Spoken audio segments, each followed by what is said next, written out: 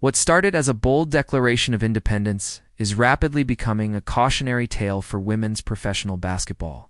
Recent developments surrounding the unrivaled league are exposing some uncomfortable truths about leverage, market value, and the fragile balance of power within the WNBA ecosystem. It's just a short while ago, and prominent players positioned Unrivaled as a sustainable alternative, one that could exist alongside or even outside the WNBA. It was widely framed as a brilliant strategic move ahead of collective bargaining negotiations. The message seemed crystal clear. Players would no longer be dependent on a single league for their opportunities or their income.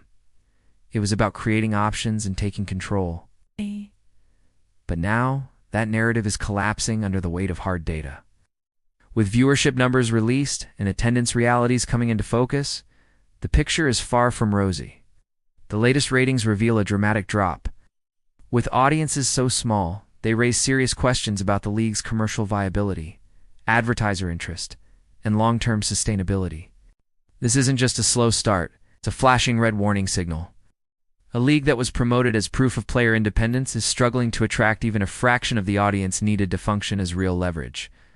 The conflict of interest concerns, which were initially brushed aside, are now impossible to ignore. We have union leaders and active WNBA stars simultaneously negotiating * with * the league, while operating a * competing * product.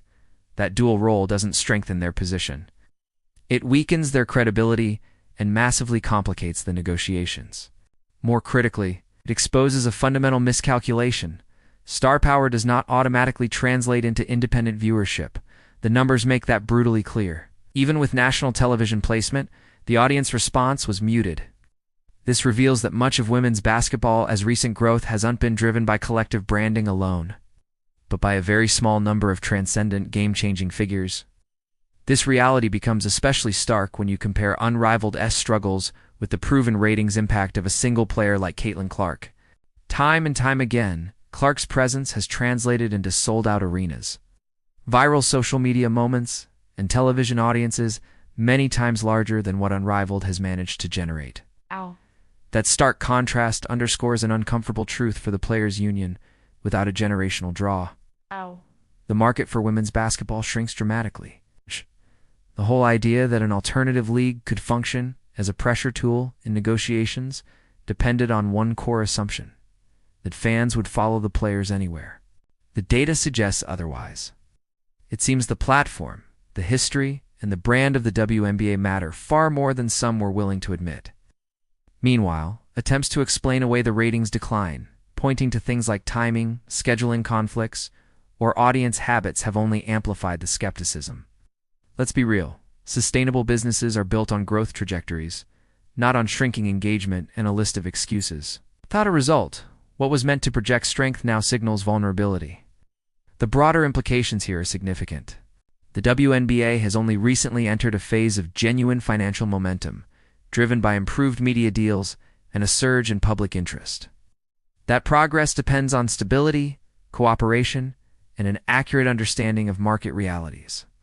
Overestimating your leverage or misreading the demand from fans risks undermining all those gains entirely. The Unrivaled experiment, rather than empowering players, it's highlighted just how narrow the margin for error truly is, and how dependent the entire ecosystem remains on its biggest, most magnetic stars. If that reality is ignored, the consequences could extend far beyond one failed venture. It could set back the progress of the entire sport. The lesson emerging from this is clear and unforgiving. In professional sports, belief does not replace demand, and leverage does not exist without an audience. As negotiations continue, and the future of women's basketball hangs in the balance, the collapse of this alternative model stands as a sobering reminder that growth must be grounded in reality, not just rhetoric. What initially appeared to be a bold power move is now unfolding into one of the most consequential turning points in the modern history of the WNBA. The fresh developments and newly surfaced data reveal that this alternative league may have dramatically overestimated its real-world influence.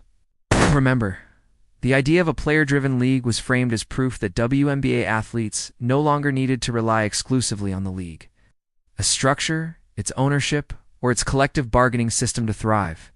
The message was confident. We have options, we have leverage, and we can create our own sustainable future. But as the viewership figures, attendance trends, and industry reactions continue to surface, that confidence is being replaced by serious concern, quiet backtracking, and internal tensions that can no longer be ignored. The latest numbers tell a story that marketing slogans simply cannot fix. We're talking about national broadcasts drawing minimal audiences, arenas struggling to fill seats, and a level of fan engagement that falls far short of what's required for long-term survival. This is no longer a debate about optimism or potential. It's a reality check, grounded in measurable, disappointing outcomes. What makes this situation even more significant is the timing. The WNBA is currently navigating one of the most critical periods in its entire history. It has expanding media deals, rising public interest, and unprecedented momentum driven largely by a new generation of stars who have captured mainstream attention. This is the moment to build, to capitalize, and to solidify the league's place in the major sports landscape. The unrivaled situation complicates all of that. It introduces instability at a time when stability is most needed. It creates a distraction when focus is paramount. And it forces a conversation about failure when the main narrative should be about success and growth. For the players involved, especially those who put their names and reputations on the line, this has to be a difficult moment. They were sold a vision of empowerment and independence. Now they're facing the harsh reality that building a league from scratch is incredibly difficult even for established stars. The infrastructure, the marketing, the logistics, the broadcasting deals, these are massive undertakings that the WNBA has spent decades building. The fallout from this will be felt for a long time. It will undoubtedly impact the upcoming collective bargaining agreement negotiations. Will the league see this as a sign of player weakness and take a harder line? Or will both sides recognize the need for partnership and a shared vision for growth? The WNBA now holds a much stronger hand than it did just a few months ago. The players' primary source of leverage, the threat of a viable alternative, has been severely weakened, if not completely erased. This isn't to say that players shouldn't fight for better pay, better conditions, and a larger share of the revenue. They absolutely should. But the strategy has to be based on a realistic assessment of their power. This experiment has shown that their greatest power lies within the WNBA ecosystem, not outside of it. Their ability to drive ratings, sell tickets, and grow the game is most potent when it's channeled through the established WNBA platform.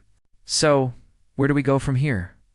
For the unrivaled league, the path forward is incredibly challenging. A major pivot, a significant new injection of cash, or a complete rebranding might be necessary for survival, but even that is a long shot. The initial momentum is gone, and winning back trust and interest from fans and sponsors will be an uphill battle. For the WNBA and the Players Association, this is a moment for reflection. It's a chance to learn from these missteps and build a stronger, more collaborative future. The players have seen the limits of going it alone. The league has seen, once again, how much it depends on its star players to drive interest. There is a middle ground here, a partnership where both sides can win. Ultimately, the story of Unrivaled serves as a powerful case study in the business of sports. It's a reminder that passion, talent, and a strong belief in your cause are essential, but they are not enough. The market is the ultimate arbiter, and the audience always has the final say. Building something new is hard, and challenging an established entity is even harder. In the end, the numbers don't lie. As this chapter closes, the focus must return to what's most important: growing the sport of women's basketball. The WNBA is on an upward trajectory, and the best way for everyone, players, owners, and fans, to benefit is to work together to continue that momentum. This was a painful but perhaps necessary lesson in the realities of supply, demand, and true leverage. Thanks for watching. What are your thoughts on this situation? Let me know down in the comments. And if you want more analysis on the business of sports, make sure to like this video and subscribe to the channel. I'll see you in the next one.